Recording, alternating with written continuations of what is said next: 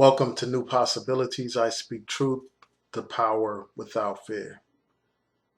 I just got finished watching a powerful, intelligent discussion on Boyce Watkins' channel. Boyce Watkins and Yvette Carnell engaged in an intelligent discussion about statements that Farrakhan made. And before they did this recent video, Yvette Carnell did a video and she posted it on her channel and on Boyce Watkins' channel. And for those of you who don't know, Yvette Carnell is a popular blogger. She created the blog Breaking Brown, and I encourage you all to check out her blog and her channel here on YouTube. And I'm going to post links to all the videos that I reference in this video. But she criticized statements that Farrakhan made, and instead of me talking about what Farrakhan said, I'm just going to show you the entire clip so that you can have the information for yourself. So here's the video. I'm looking for 10,000 in the midst of a million. Listen.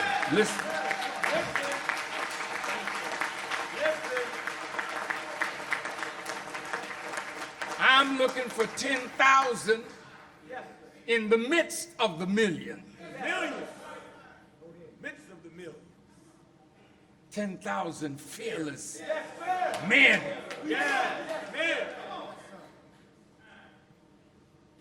Who say death is sweeter than continued life under tyranny.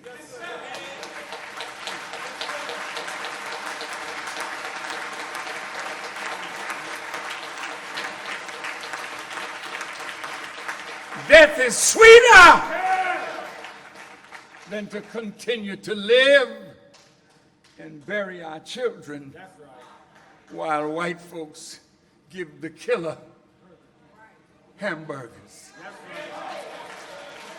Death is sweeter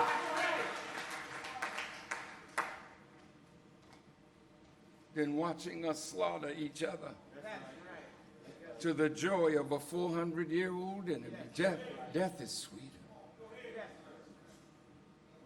The Quran teaches persecution is worse than slaughter.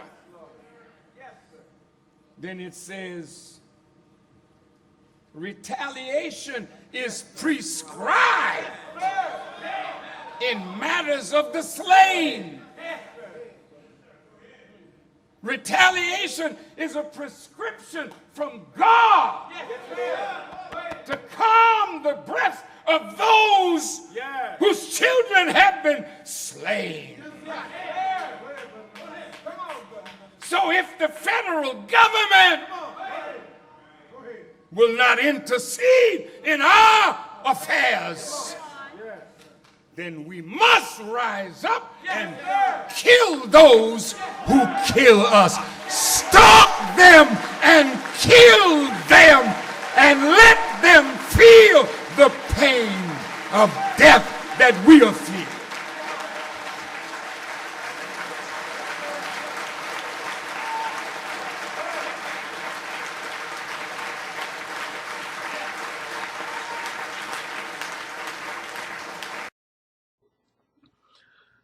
So in response to hearing Farrakhan's statements, Yvette Carnell made a couple of very intelligent points.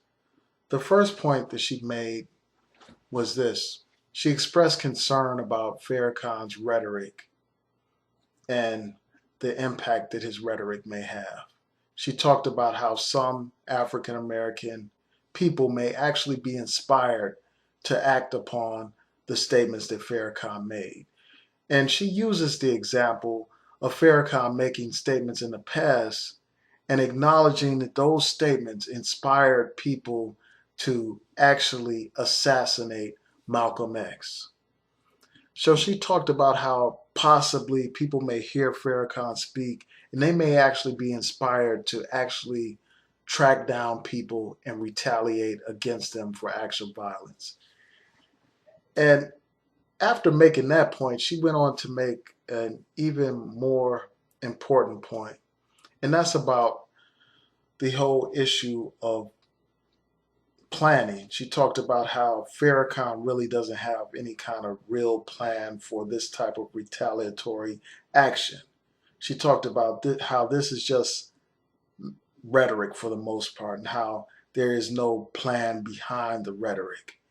And then she went on to point out how throughout history, African American organizations and leaders have been killed by the government. She cited the example of the Black Panther Party, how many of the leaders of the Black Panther Party were assassinated or imprisoned. And many of those leaders of the Black Panther Party and many Black Panthers remain behind bars today. So she talked about that very real reality in response to Farrakhan's statements. And she talked about how Farrakhan is a leader of an organization, the Nation of Islam, how that organization has soldiers. And she pointed out how he's been leading this organization for many years now, but he's not commanding his soldiers to engage in these acts of retaliation.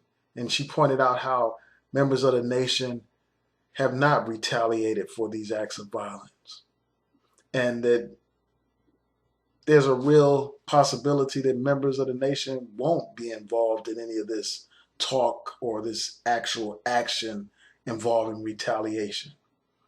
She expressed concern about Farrakhan inspiring people to engage in this action, but not actually engaging in it himself.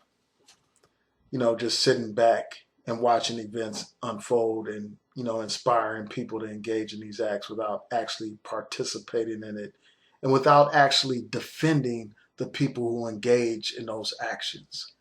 She talked about how, where will Farrakhan and the Nation of Islam be when people are arrested for retaliating against police officers or other races? Where will the nation be when those men who engage in these acts are slaughtered by the police or by the authorities? Where will the nation be? What action will they take?